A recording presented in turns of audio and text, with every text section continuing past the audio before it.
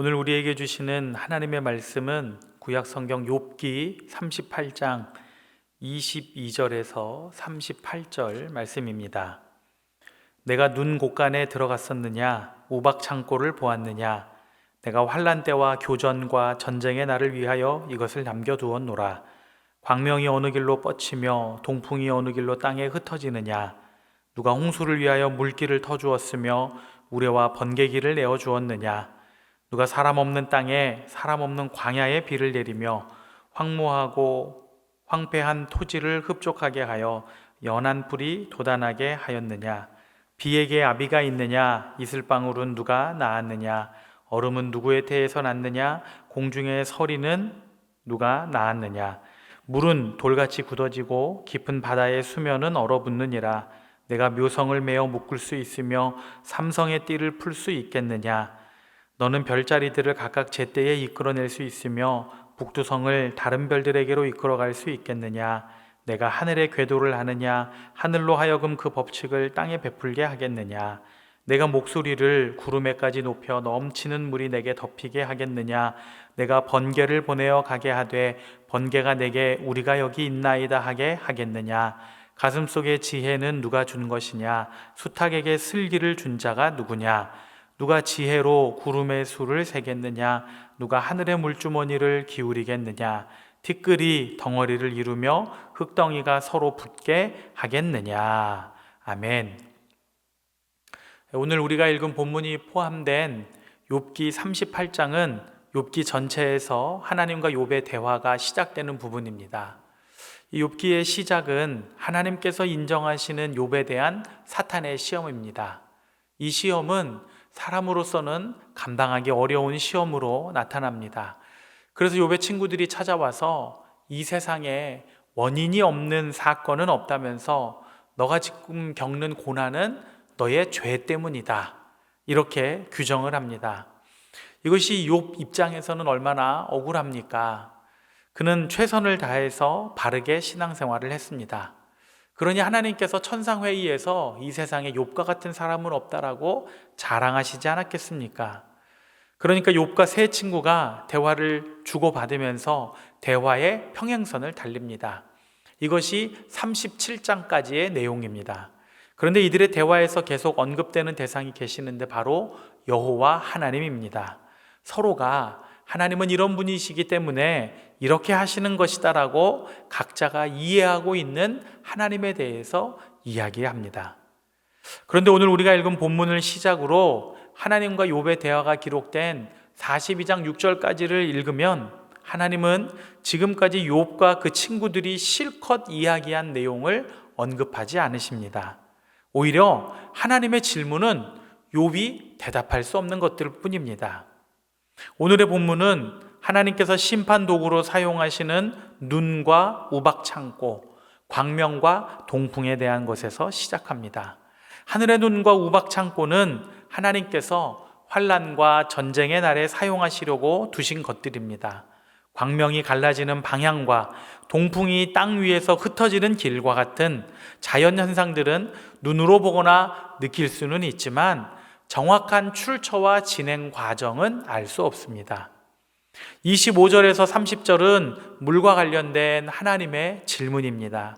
물은 이 땅에서 살아가는 생명체들에게 아주 중요합니다. 하지만 홍수와 많은 양의 비는 오히려 생명체들에게 위협이 됩니다. 그렇기에 하나님은 홍수 때에 물길을 터주시고 토지가 마르지 않도록 적절한 양의 비를 내리셔서 풀이 자라는 생명의 땅으로 만드십니다. 만약 하나님께서 적절한 양을 내리지 않으신다면 인간은 더 이상 땅에서 살아갈 수 없습니다. 그런데 오늘 본문에서 하나님은 사람이 살지 않는 땅과 광야에도 비를 내리신다고 하십니다. 이것은 하나님이 모든 피조물을 다스리신다는 뜻입니다. 하나님의 관심은 사람에게만 있는 것이 아니라 땅의 모든 것에 있다는 것을 말씀하고 있습니다. 이제 하나님은 욥의 시선을 하늘로 향하게 하십니다. 욥에게 하늘의 별자리를 풀고 묶을 수 있는 능력이 있는지 물어보십니다. 이것은 욥에게 하늘의 규칙을 알고 땅의 법칙에 적용할 수 있는지를 물으시는 것입니다. 고대 사회에서는 하늘의 별자리가 시간의 질서를 알게 하고 농사의 시기를 결정짓는 중요한 요소였습니다. 그러므로 이 모든 것을 다스리는 하나님은 바로 질서의 하나님입니다. 계속해서 하나님은 하늘의 물과 번개에 대하여 욥에게 질문하십니다. 하늘의 구름과 번개를 통제하고 명령하는 것은 자연을 다스리는 분이 하나님이라는 것을 알려줍니다. 고대 사회에서 땅의 규칙은 하늘의 질서에 의해 좌우됩니다. 그러므로 하늘의 질서를 정하시고 다스리시는 하나님이 땅도 다스리시는 분이라는 뜻입니다. 마지막으로 하나님은 동물들이 날씨와 지각 변동에 대해 사람보다 훨씬 민감하고 빨리 느끼는 것에 대해 질문을 하시면서 따오기와 수탉이 지닌 지혜의 근원이 어디에 있는지를 질문하십니다. 하나님께서 창조하신 피조물 중에 가장 으뜸은 사람인데 하나님은 사람에게는 허락하지 않은 기상 변화에 대한 지혜를 일부 동물들에게는 허락하셨습니다. 그리고 땅이 메마르지 않도록 모든 것을 정확하고 세심하게 인도하셨습니다.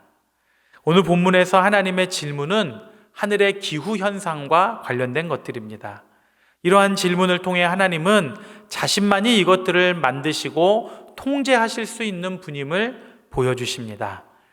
욥은 그동안 세상은 혼돈하기 때문에 질서가 없다고 했는데 하나님은 욥의 생각에 제동을 거시고 하나님께서 온 세상을 다스리고 계심을 드러내셨습니다. 우리는 유한한 존재입니다. 코끝의 호흡이 언제 멈출지 알 수 없는 것이 사람입니다. 성경이 약속한 영생도 하나님께서 우리에게 은혜로 주시는 선물이지 우리가 내세울 것도 자랑할 것도 없습니다. 그러므로 우리는 우주의 창조자요 섭리자이신 하나님 앞에 겸손하며 더욱 바른 신앙생활로 나아가야 할 것입니다. 항상 하나님 앞에서 겸손하고 신실한 신앙으로 살아가는 우리 모든 믿음의 성도들 되기를 간절히 축원합니다. 이 시간 우리 같이 한번 합심해서 기도하겠습니다. 우리 같이 한번 합심해서 기도할 때에 하나님, 온 우주의 창조자요 섭리자이신 하나님을 더욱더 잘 믿고 언제나 하나님 앞에 겸손한 저희 모두가 되게 하여 주시옵소서. 우리가 생각할 때에 왜 세상이 이러할까 의문이 들 수 있지만 우리가 생각하는 것보다 훨씬 더 이 세상을 깊이 다스리시고 온전하게 통치하시는 하나님의 섭리를 믿고 또 기도하며 하나님 앞에 나아가는 저희 모두가 되게 하여 주시옵소서. 우리 같이 한번 통성으로 기도하겠습니다. 사랑과 은혜가 풍성하신 아버지 하나님, 주님의 크고 놀라우신 은혜와 사랑을 감사합니다. 하나님께서 연약하고 부족한 저희들을 사랑하셔서 은혜의 날개 아래 붙들어 주시고 늘 강건하게 하시니 참으로 고맙고 감사합니다. 하나님, 저희들 한 사람 한 사람을 늘 붙들어 주시고 하나님의 은혜의 손으로 품어 주시어서 늘 주의 은혜와 사랑 안에 거하게 하여 주시옵소서. 우리는 유한한 존재입니다. 코끝의 호흡이 언제 멈출지 알 수 없는 우리, 성경이 약속한 영생, 이 모든 것도 하나님께서 은혜로 주시는 선물입니다. 우리는 아무것도 자랑하고 내세울 것이 없습니다. 하나님 앞에 더욱더 겸손하기 원하고 하나님 앞에 더욱 바르게 살기를 원합니다. 저희들이 이 놀라운 은혜와 사랑을 기억하고 의지하며 나아가게 하시고 하나님, 이해할 수 없는 것 우리의 생각으로 함부로 재단하지 않게 하시고 하나님의 뜻을 깨달으며 하나님의 섭리를 구하며 나아가는 저희 모두가 되게 하여 주시옵소서. 이제는 우리 주 예수 그리스도의 은혜와 하나님 아버지의 사랑과 성령의 교통이 하나님 앞에서 겸손하게 살아가기를 다짐하는 우리 모든 믿음의 성도들 가운데 저들의 가정과 학업과 직장과 사업의 터전 속에 함께 하시기를 간절히 축원하옵나이다. 아멘.